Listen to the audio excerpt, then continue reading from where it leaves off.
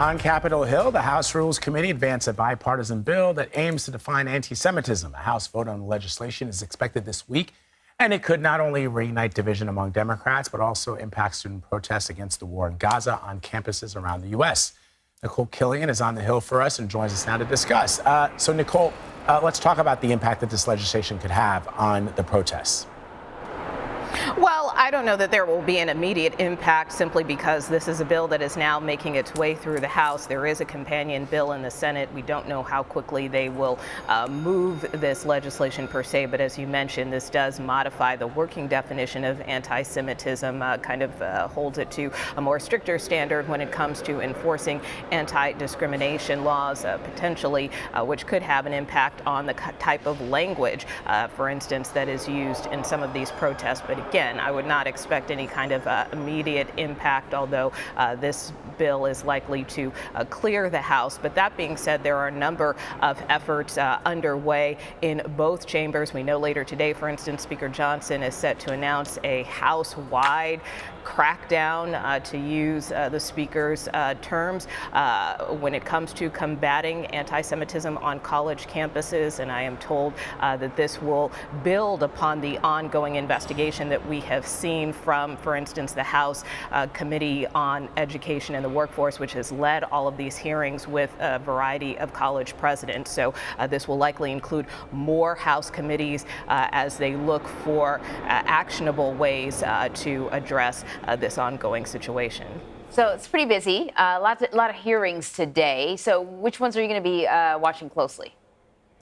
Well, a key one, which we hope to get to shortly, is the Senate Appropriations Subcommittee, where we will hear from Education Secretary Miguel Cardona. And again, we do expect that this issue of some of these campus protests could potentially come up during the hearing on the part of some of the senators who will be in attendance. So that is certainly something to watch, simply because we have not heard much from the Secretary on this topic besides a tweet on social media condemning anti-Semitism in any form. So it should be interesting to see what he has to say on this topic. But you also have a number of high-level cabinet officials who will be here on the Hill, ranging from Treasury Secretary Janet Yellen to Defense Secretary Lloyd Austin. Much of this has to do with, the ongoing budget season. A lot of these cabinet officials will be testifying about the president's budget request, but a lot of big names on the Hill for sure.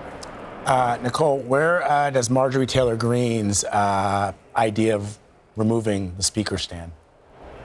Well, right now, we actually did not see Congresswoman Greene on the Hill as the House returned yesterday, but many House Freedom Caucus members who have in the past supported the motion to vacate, like Matt Gaetz, Bob Good, at this point in time say that they are not really prepared to move forward with one another. House Freedom Caucus member Chip Roy telling reporters just yesterday that it should be deployed sparingly. So if this is something that Congresswoman Greene wants to advance, she will likely have to garner some additional support besides the other two Republicans who have signed on. But again, there's a lot of consternation about really trying to go through another tumultuous period like what we saw last fall. Also worth noting that CBS News has learned that the RNC chair, Michael Whatley, will be addressing the House Republican Conference today. So again, this is all about really trying to keep the conference in line, if you will. Some members in particular are concerned about moving forward with a motion to vacate, for instance, as we get closer to the election, the potential implications that could have on Republicans. So it should be interesting to see what comes out of this conference meeting later this morning. Definitely, Nikole. Thank you. You bet.